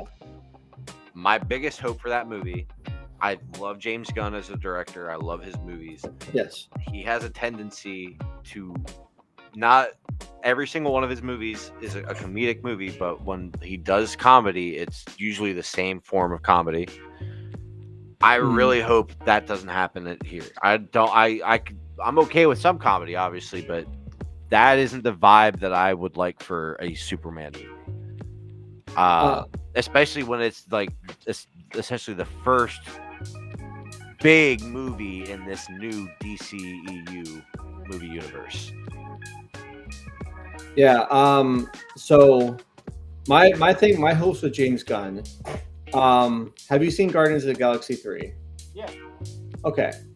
So the reason I like Guardians of the Galaxy, and the reason that series brought me into Marvel, the first Guardians of the Galaxy brought me into Marvel and kept me around all the way up until Guardians 3, when I finished watching it and I said, this is a good movie to end my Marvel journey on. James Gunn is really good, and this is something DC has desperately needed for a long time. He is really good at building chemistry between characters. And he's shown us with the new Suicide Squad he did that he has that potential to do that with DC characters. It's not insane. That's what I mean, though. I love Suicide Squad. Which is the one that he did? He did the Suicide Squad or Suicide Squad? He did the one that did not have Jared Leto in it. Well, yeah, whichever. I know, but that's the difference in the titles. The one has. I think it's the Suicide Squad. Squad. Regardless, whichever one James Gunn worked on, I love that movie. I thought it was amazing, funny. John Cena was great in it. Idris Elba was great in it. Mm-hmm.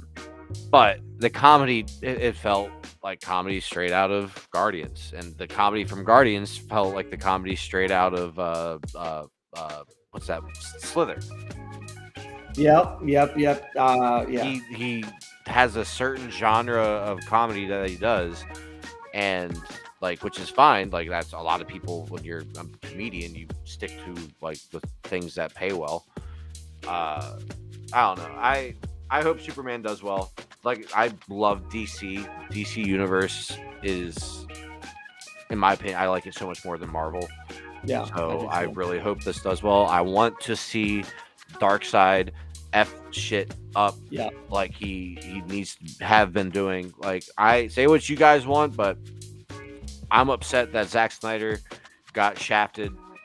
I would have loved to see what he would have done with Darkseid, and because the little that we saw of Darkseid in the Justice League extended cut, oh my god, it was everything I could have hoped for and more. Yeah, there you go. That's all I can say about that. No, it's all good. Yeah, I have high hopes. One thing's for certain, I'm going to be seeing that Superman movie that comes out. Just hoping and praying. When's it coming out? It comes out this summer. I don't have an exact date off the top of my head, but I know it comes out this summer.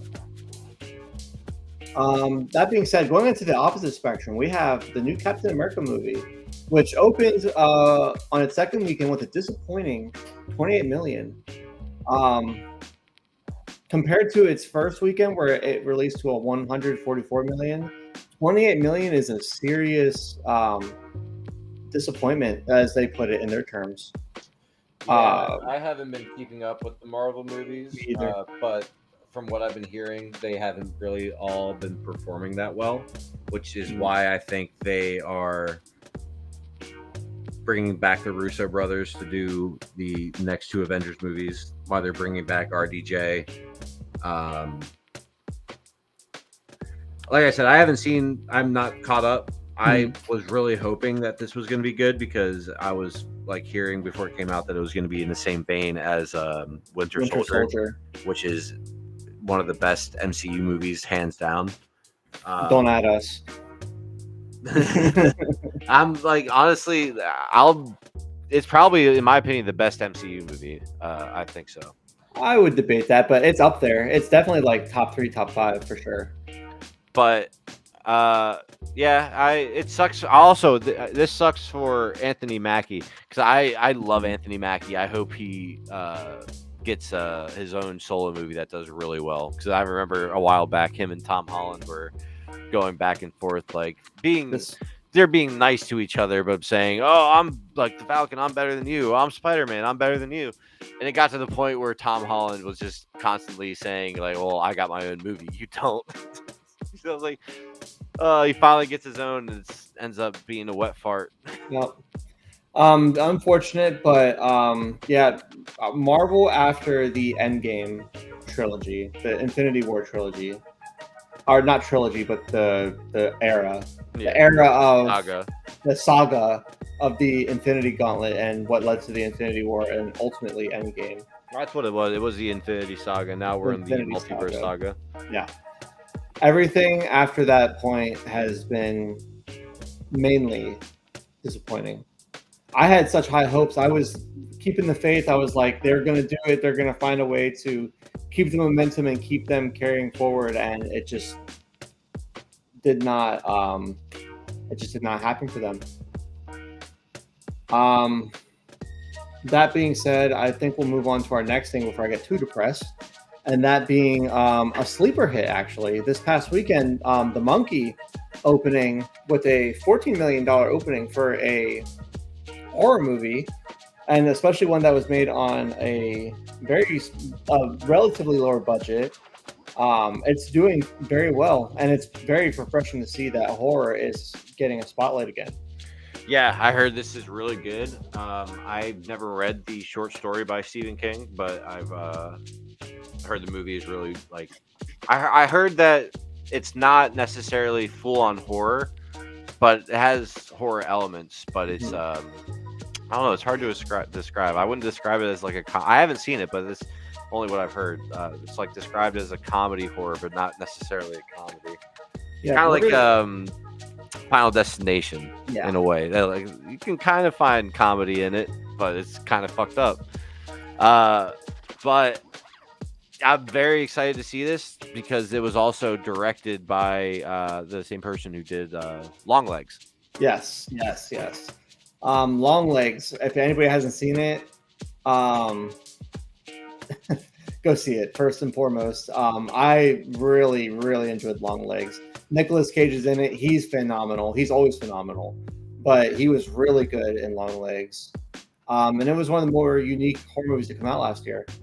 And Neon, this company Neon, is pioneering, and in conjunction with like A24, them doing their horror movies. Like Neon might be the next horror company to watch.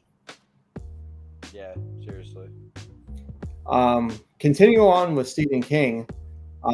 There's a Dark Tower adaptation in the works. Dark Tower, for a little bit of context, is one of my favorite series, probably my favorite series by Stephen King. It just encapsulates, it's not necessarily horror, there's horror elements to it, but you just get the full sense of scale and the sense of this journey. And it ties in with several of Stephen King's other works. And it pulls you in and it keeps you with it for the entire insane multiversal journey that this story undergoes. And none other than Mike Flanagan is directing. We talked about Mike Flanagan a little bit earlier, but he did the shows. Oh goodness gracious! Haunting of Hill House, Haunting of Bly Manor, Midnight Mass, the Edgar Allan Poe show he did. He's a fantastic horror director, and I'm so glad he attached himself to this. I have complete faith that he'll do this movie justice. Yeah, I loved. I've only seen the first 3 things that he did on Netflix, which was Hill House, Bly Manor, and Midnight Mass. I definitely liked Hill House's story. I think, the most out of all of those. And Midnight Mass, like, I love the set design, location, like that. I think was best. I am excited for this. I know a lot about the Dark Tower universe, not having read any of the books. We have a mutual friend of ours that is avid reader and fan of these books, and I remember many a times going over to his house to hang out, and he would just play me recaps of, all right, I just got done with this book. You got to hear like what happens in it, and we would listen. Like, we would just sit there and listen to a recap of the book that he just got done with. And so I don't know like beat for beat what happens, but I know pretty much a gist of what happens in those books. Very excited. If it's adapted well, it could be considered one of the best sci-fi / western / it's so many different things. It can be so good if they do it well. That being said, one thing I hope Mike Flanagan does not do, I don't want to see a 5-minute monologue with a camera slowly panning into the character's face, because that is one of his things that he does a lot. That happened a lot in Midnight Mass. Like that happened, like when you watch an episode of Midnight Mass, hour-long episode, maybe 15 minutes of that is going to be 5-minute monologues, like 3 different 5-minute monologues where the camera just slowly pans into the face while the character talks about something sad. And though it works in those other shows, I don't think it could work in Dark Tower. So I hope he doesn't do that. Very excited otherwise. Another thing to be excited about, as well as Mike Flanagan directing, Stephen King himself is writing for the films. And the multi-spanning films that he's planning to do, Stephen King is writing for each and every one. Who would you cast as Roland? Oh man, that's an insane question. I was not ready for that. It's hard when you have this vision of this like truly unique character. It's hard to like put somebody in their shoes. Oh God, Roland. You know what would be a really good pick for him? So Roland's slightly older, but he's not too old to where he can't like. I think Henry Cavill would be great. Oh, put him in anything that's like based off of like source material, like especially if it's nerdy. Henry Cavill is gonna do his best to make sure he does the best performance possible, because he's a nerd through and through. So we're not gonna, this isn't like a segment, but I'll just throw it in there. I am so excited for the whatever Warhammer TV show / movies, whatever they're doing over there, because he's attached as like one of the creative directors, and I can't wait for that. He's such a nerd. It's so good, so cool. But Dark Tower, if they do this series right, Kelvin, it could be what do you know, is it going to be on Netflix, HBO, I think it's a movie series, and I'm not sure who's going to pick it up. I'm not sure who's picking it up. But I'm going to continue with your sentiment. If they do it right, Cole, this could be could be a new magnum opus. It could be a new magnum opus. Like we had Lord of the Rings, and we had Dark Tower, or Dune, and then it could be Dark Tower. Yeah, I'm very excited for this. Also excited and curious. I was very surprised to hear this Elden Ring movie. Yeah. George R.R. Martin is, quote unquote, possibly writing for it. Finish your books. He's literally doing everything else other than finishing his book. Everything else except writing Game of Thrones.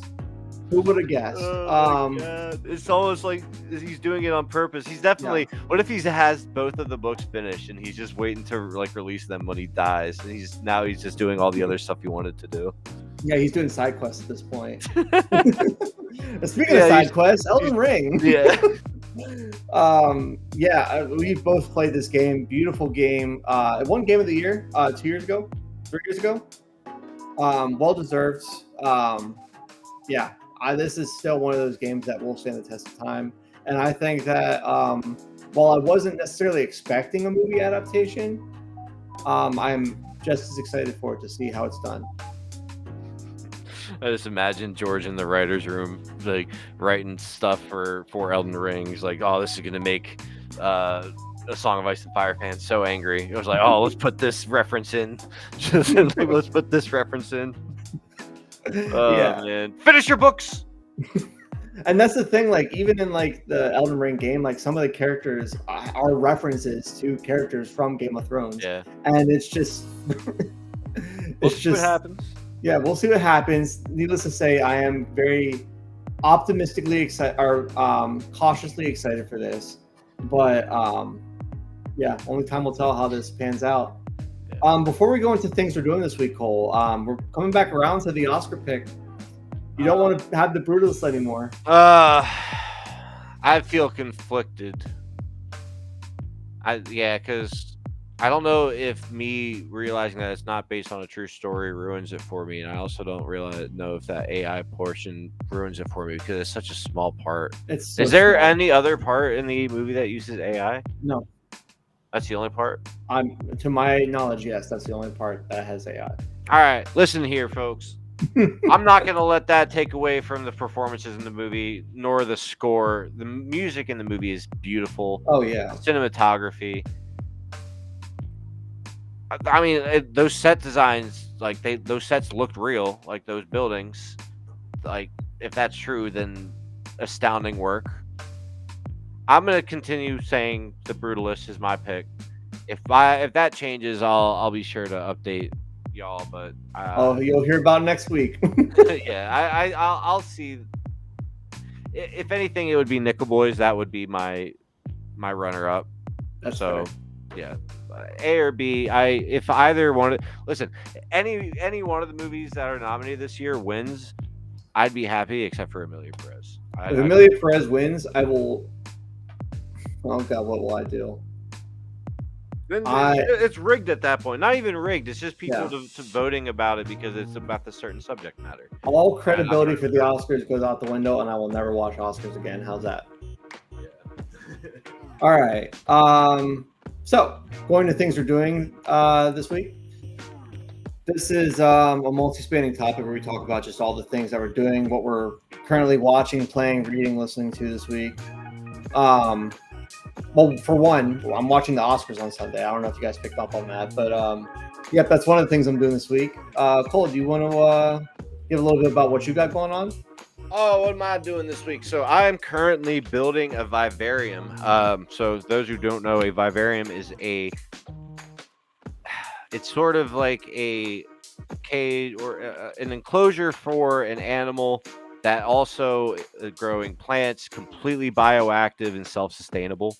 So right now I have I made like the background for it. I'm letting it cure, and later tonight I'll be planting it, letting it grow for a month, and then I'll be getting a little buddy, a little reptile, a little lizard, put it in there, maybe 2 lizards, who knows. And my plan eventually is I want to make a stream of just the planetarium and just have that going 24/7. So if someone's at work, like they're bored, they're tired of looking at like their dumb computer background, they can pull up a little plant vivarium that has plants growing, and you might see a lizard. So I'll update y'all on that next week. Update you on how it's going. But other than that, I'll be playing some more Helldivers 2, obviously. Probably checking out the other animated movies that I haven't seen, and the other best pictures I haven't seen. Begrudgingly, probably watching Emilia Perez. Who knows? All right.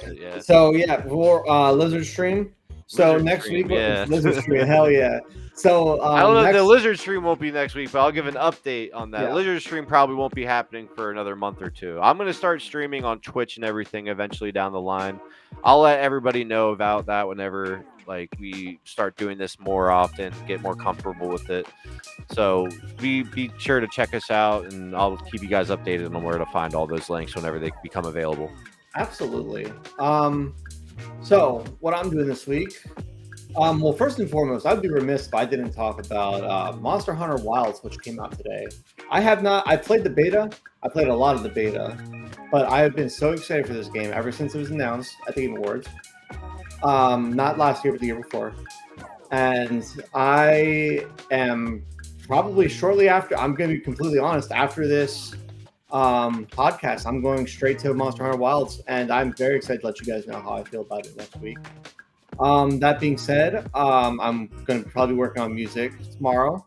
I have a new song coming out Sunday. Excited for you all to hear it. Let me know what you think. Leave a comment on this video. I always love reading you guys' comments. For any of my viewers watching. As for watching, I'm watching the Oscars. But that being said, I do want to check out. I still want to see I'm Still Here whenever that comes out. And I do want to check out A Real Pain. Kieran Culkin's nominated for Best Supporting Actor this year for that movie, and I've been wanting to see that. Additionally, Sebastian Stan is nominated for The Apprentice. I would like to see that as well. For books, I do read whenever I have time. I am like one of the busiest people alive. Yeah, I just got done actually reading Blood Meridian by Cormac McCarthy. Again, but I want to just kind of give you guys a weekly book recommendation. That's a book I always come back to. I love Blood Meridian, and I can't recommend that book enough.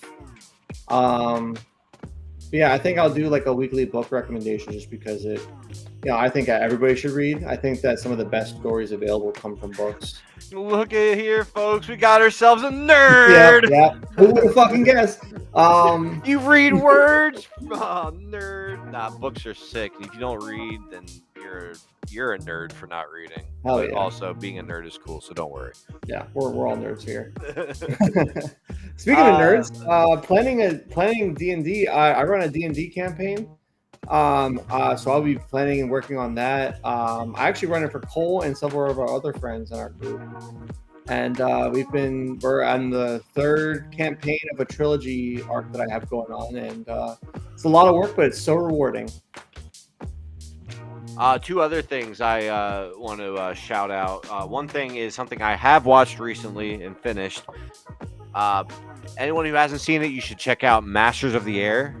It is a phenomenal show about the United States Air Force during World War II. And if you've seen Band of Brothers and The Pacific, it's the same. It's Steven Spielberg. He made this one as well. It's the same creators behind it. It's just as exhilarating and dramatic as those shows. So definitely give that show a watch. Very good.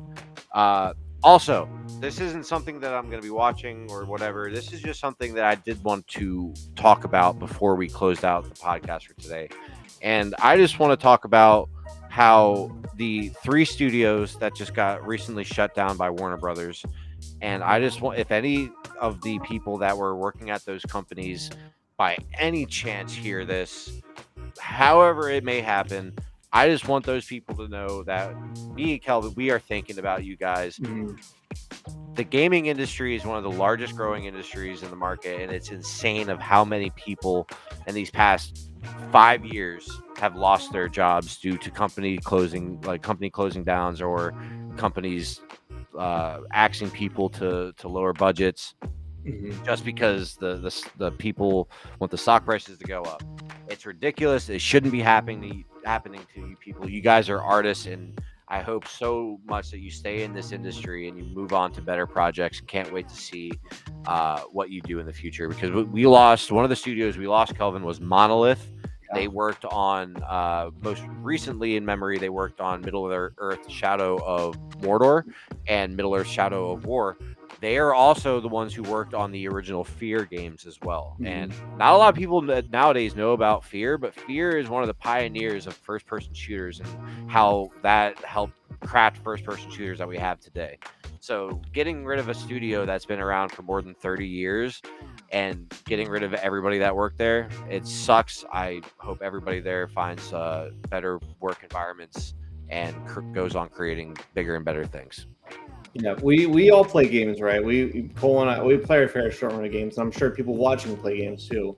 But when you really think about games and how far they've come as an art form, games have some of the most profound and unique storytelling that not just anybody can do. It's a very unique process that people go through to create these masterpieces, and to have such complete disregard for these people that bring these stories to life, it's heartbreaking, honestly. So I do want to agree with Cole and say that my thoughts are out there with the people that um, have been let go or people whose careers have um, studios that have shut down.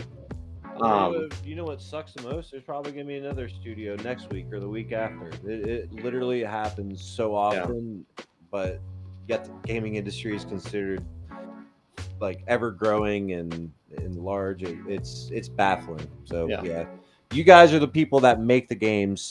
exactly. You're the reason why we have the games to begin with, not the people that hold the stocks. So keep your Mhm. heads up, and we can't wait to see what you guys work on next. Of course. But yeah, that being said, we're to kind of close out. Sorry to have to follow that up. I mean, it is very important, but yeah, I think that's a pretty fitting part to end on our stream. We will be streaming next week as well. I think Fridays is our solidified date. By then, we should be live streaming to YouTube. Eventually, we'll be streaming to, we'll be putting our stuff on Spotify as well. We have a channel up. It is Buds Nite on YouTube, and we're going to be putting this as a hell yeah. We're going to be putting this as a VOD, and then eventually, you guys will be able to catch our live stream starting next week. We're very excited for you guys to catch us live. We'll have a chat going. You guys can talk to us, ask us anything. And I would love to hear from you guys. For any of my viewers, for any of our new viewers, for anybody who's watched this far, thank you. Thank you so much for giving us a chance, hearing us speak. Don't worry, And folks. We're gonna trim it down. It's not gonna be 2 hours every single time. it was just it was our pilot episode. We're still figuring this out. Please take it easy on us. But that being said, do you have any last words to the people, Cole? Everybody love everybody. It's not that hard. Peace. Everybody love everybody. And yeah, with that, we will catch you guys next week. And yeah, talk to you guys soon. Later. Every twist and turn, it's a heavy load. With the stars on my dash and the sun in my eyes, I'm chasing dreams while the moments fly by.